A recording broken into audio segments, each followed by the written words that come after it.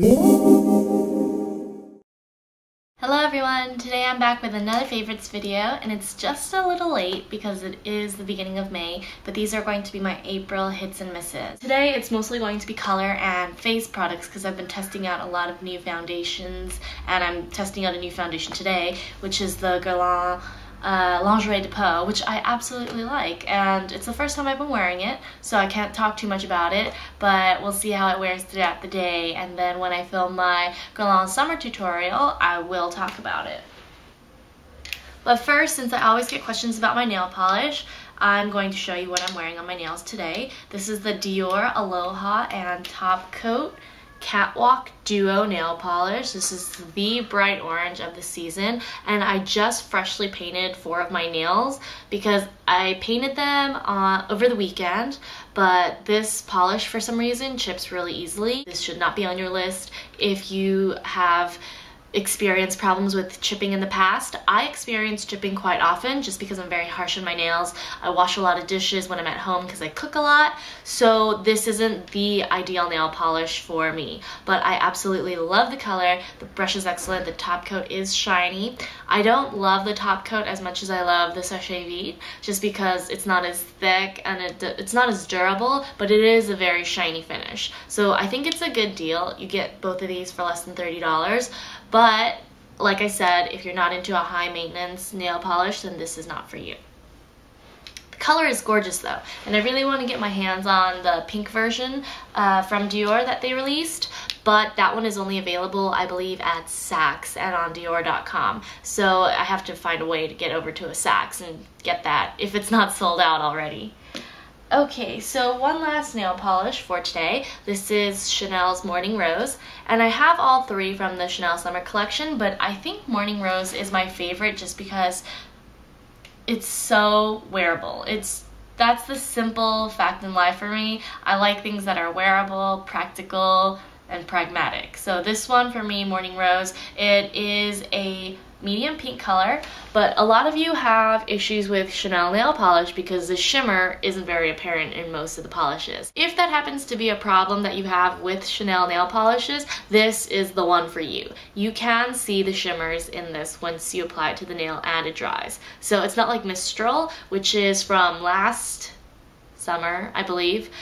Mistral is a very similar pink, but it doesn't show up with the sparkles once it's applied to the nail. So if you have Mistral and you wanted something that has more shimmer in it, Morning Rose is the perfect color. It's slightly sheer, but you can build it up to make it more opaque. I really highly recommend this one. This is my only blush that I'm going to talk about. I love the Illamasqua powder blush in Katie, and I've talked about this again and again, but now that I've been tanning up, I've been experimenting with more baby pink blushes, but this Illamasqua Katie blusher is the only one that turns out baby pink and not red on my skin, even though I'm tan. So I highly recommend this blush to anybody, even if you have really dark skin, because it will turn out baby pink. I know a lot of you guys have problems with blushes like Well Dressed or other baby pinks running red on your skin, and that happens a lot because of the oxidation. Once the oils mix in with the powder, it turns it a different color.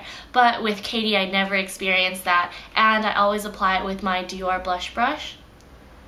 I just tap it into the blush, just 1, 2, and then sweep it right across, up the cheekbone, up to the temple, and it gives me the perfect color every time. So if you haven't seen the Illamasqua blushes, they're available at all Sephoras. They have a lovely range of shades, but Katie happens to be my one and only favorite baby pink. Okay, we'll finish up with color and then go into the foundations and powders because you guys are always excited about my opinions on those. I recently decided to try a couple different eyeliners. This is Armani's pencil from the spring. It is a true black waterproof pencil, and I actually bought a backup of this, but it is driving me insane because somehow I lost it during the move. If you guys follow me on Twitter, I have a lot of stuff, and so when I was moving, it was in a rush and I wasn't able to properly label everything that I had in the boxes, so I thought I had lost all my Chanel Fluid eyeshadows and my single shadows. Turns out they were in my nail polish box. For some reason, I don't know why I would have done something like that, but I did. I found those, but this one pencil is the only makeup item that I haven't yet recovered, and it makes me really sad because this was a limited edition. And if you guys can still find this anywhere, whether it's in brown, black, or green, I highly recommend you purchase it, simply because it is the only pencil that lasts all day on my waterline. This is the ultimate eyeliner pencil, and if this comes out again, which I am positive they will re-release sometime later this year, or next year, sometime soon. I hope I don't run out before then, but if it does, I would cry because this pencil is amazing. It's quite expensive. I believe it was close to $30 with tax. However, it is a miracle worker, and if you cannot, for the life of you, save any kind of pencil liner on your eyes, if it just drips and just bleeds out of the corners, try this one if you can find it. This is the Giorgio Armani Crayon U. It's the eye pencil in 01, and this is from the spring collection. So I love Giorgio Armani cosmetics, and this is one of my absolute must-haves. Now for another eyeliner I would like to talk about, Urban Decay 24/7 Glide On pencils. This particular one is in Ransom, and this shade I love to use for my upper lash line. On makeup days where I feel like I want a pop of color, but I don't want to go through the hassle of pulling out all my eyeshadows, and you know, if I'm in a rush in the morning, I just wear winged liner, or I wear nothing at all. But you know, on the days that I actually have the time to add eyeliner, I usually wear the Urban Decay 24/7 Glide On pencils. These don't stay on my waterline like the Armani pencils do, but these don't budge from my upper lash line. So that's what I love about these, because they have such a gorgeous range of colors. They're bright and they're dark, so if you are looking for a very pigmented eyeliner, I love these because they glide on. 24/7 Glide On pencils. It's true to the name. I really like the Makeup Forever Aqua pencils too, but I feel these tug a little less on the upper eyelid. Oh, and for those of you who haven't seen this color in person, I'm going to give you a swatch. You have to layer it up a little bit just because the pencil's so creamy, but the colors are really nice. So that's the Giorgio Armani and the Ransom. Now for Trish Mcevoy. I've always had a little bit of interest in Trish Mcevoy. I apologize for the bang action. I didn't hairspray it correctly, so it's been all over the place. But Trish Mcevoy is a slightly more expensive range, and they happen to have a very, very defined philosophy on cosmetics. She's most famous for her planners, and they're lovely little mini organizers where you can fit your eyelash curler and mascara. Everything's tiny, tiny, tiny. If you like small makeup pieces because you don't like the clutter of large, gaudy, sometimes gaudy packaging, then Trish Mcevoy might be the line for you. I have to say though, her eyelash curler is a total miss for me. It makes noises, the clamp when you push it.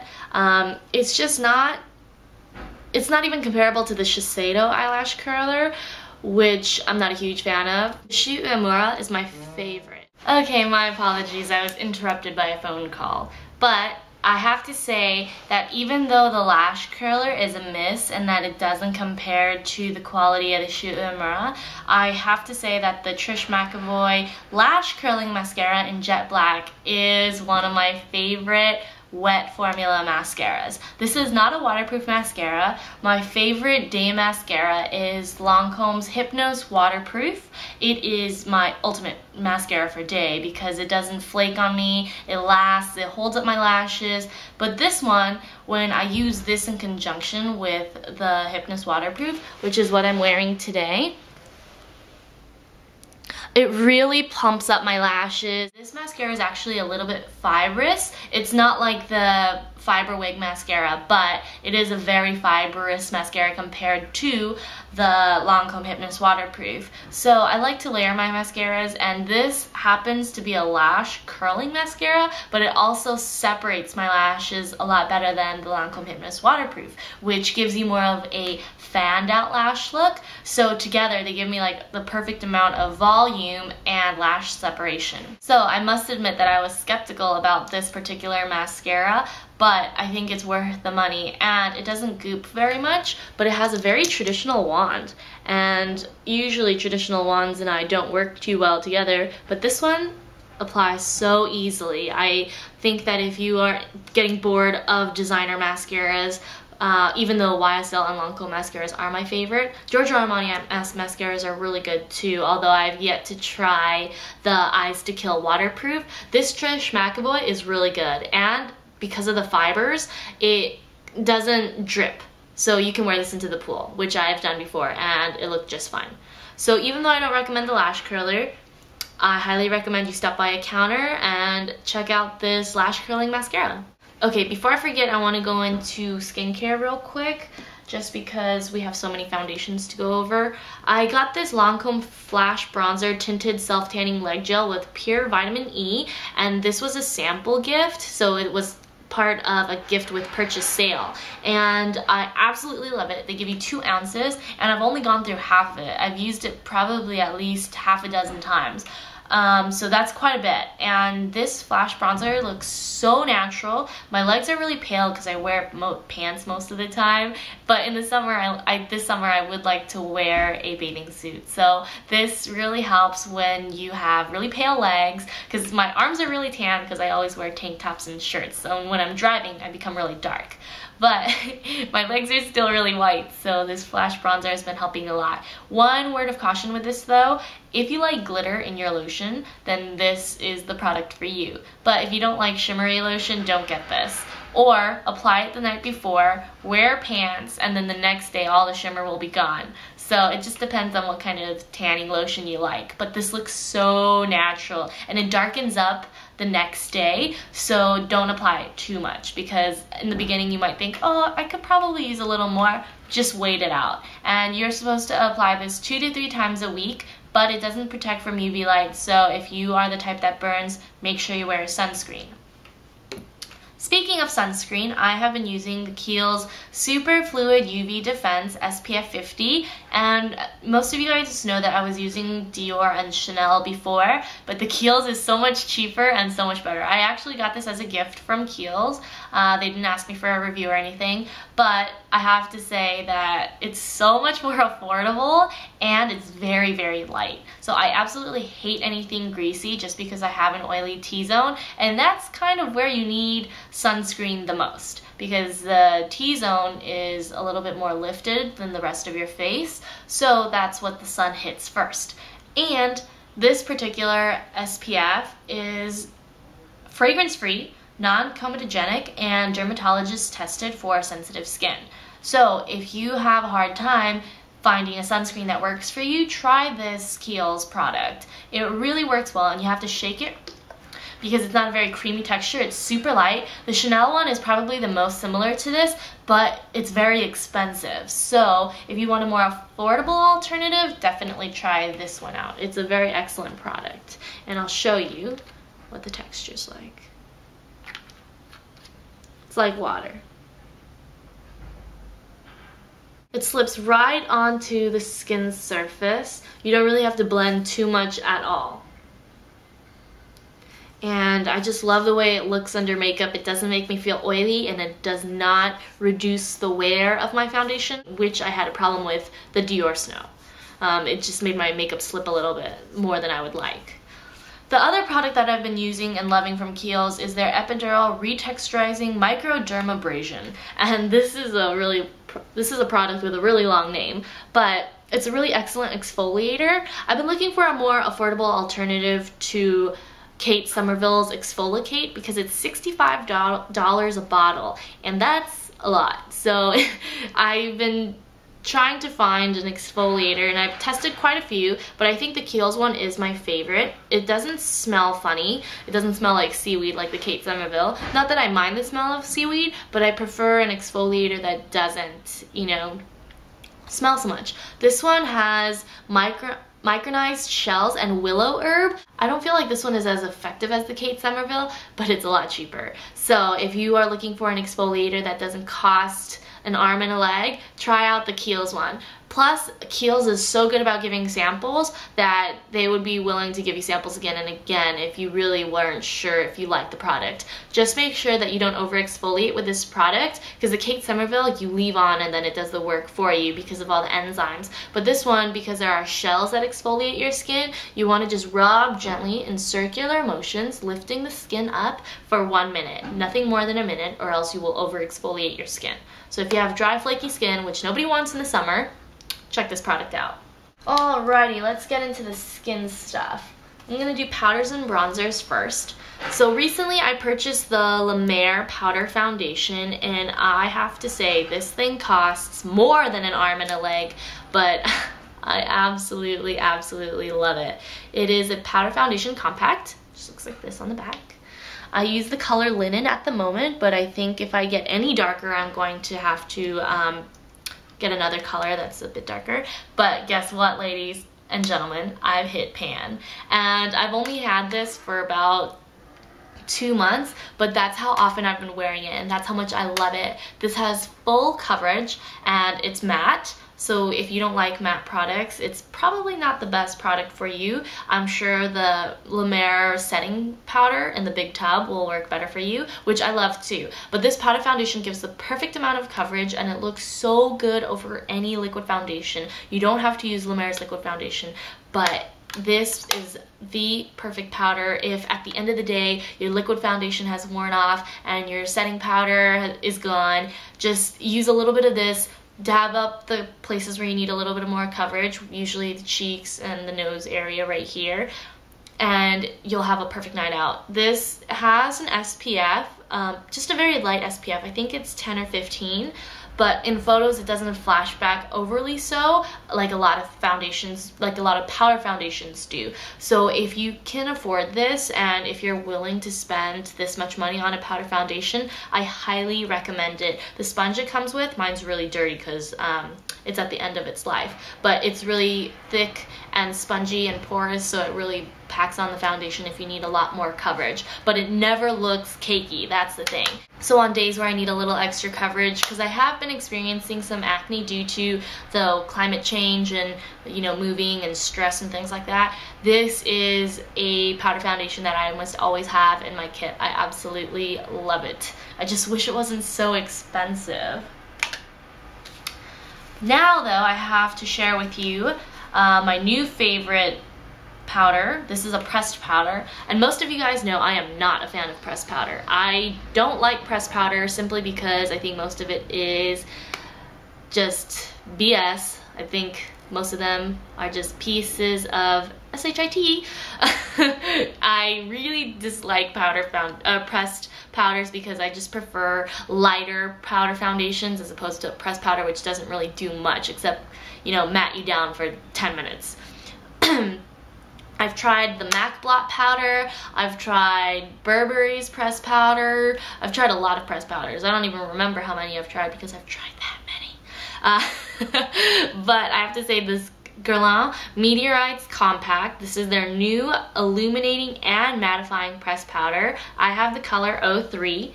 It has the Meteorites flower impressed onto the compact itself, and it has the same design on the outside. It's a very lightweight, thin compact, but it has a very secure closure.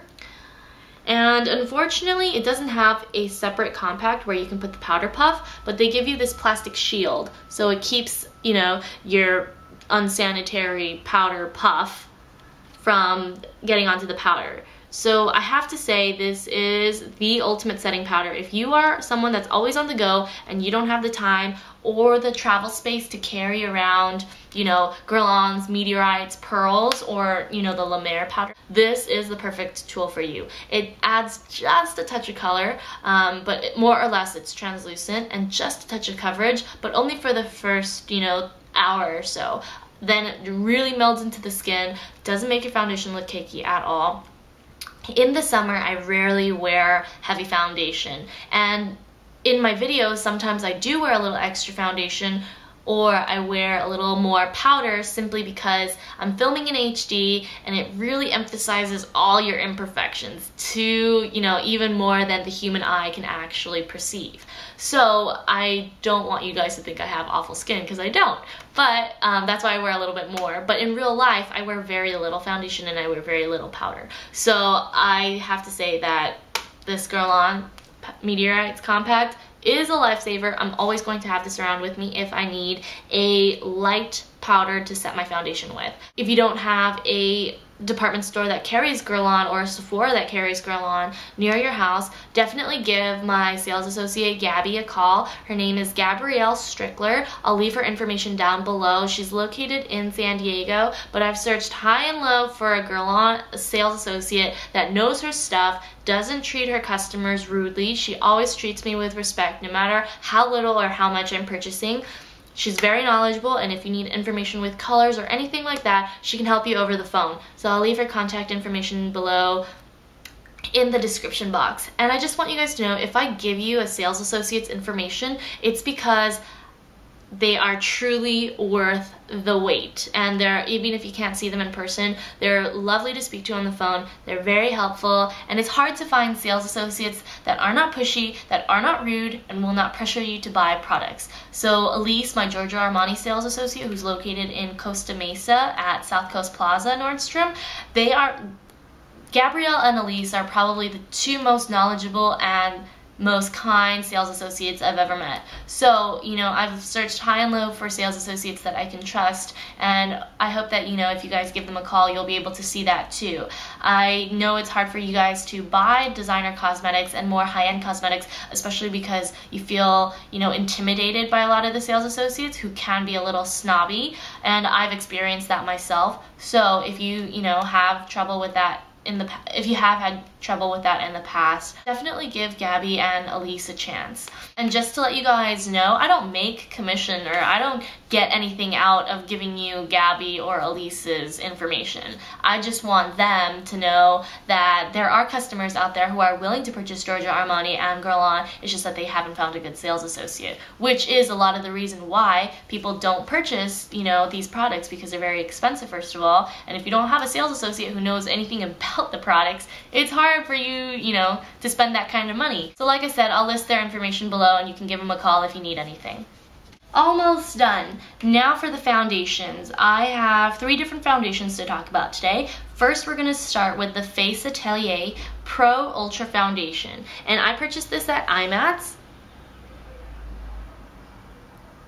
And I absolutely adore this foundation. I know I've been saying absolutely a lot today, but I've been using these products for a couple months now, minus the Girl On Meteorites Pressed. I've used them on many different occasions in many different environments, so I know exactly how they work, and I know that they are worthy of this long video. So this Face Atelier foundation has no SPF. So this is the perfect foundation for you to wear when you go out and you are taking pictures. It reminds me most of Chanel's Pro Lumiere, which you guys know I love. I love Chanel foundations, and I'm going to be talking about the new Chanel foundation today as well. But the Face Atelier Pro is available online through their website. I purchased the professional carry version, which is in shade 5. I could probably go up to shade 6 or something a little darker, because I purchased this when I was about NC 25, NC 30, probably somewhere in between there. This does give quite a bit of coverage, but it's a perfect foundation for weddings, for proms. If you want to order it online, avoid MAC so that you don't break out if you've never used MAC before. Try the Face Atelier. I adore it, and I think it gives medium to full coverage without looking too full, and it just melds into the skin. It doesn't provide a completely matte finish, but it's semi-matte, and it very much adequately covers blemishes and discolorations.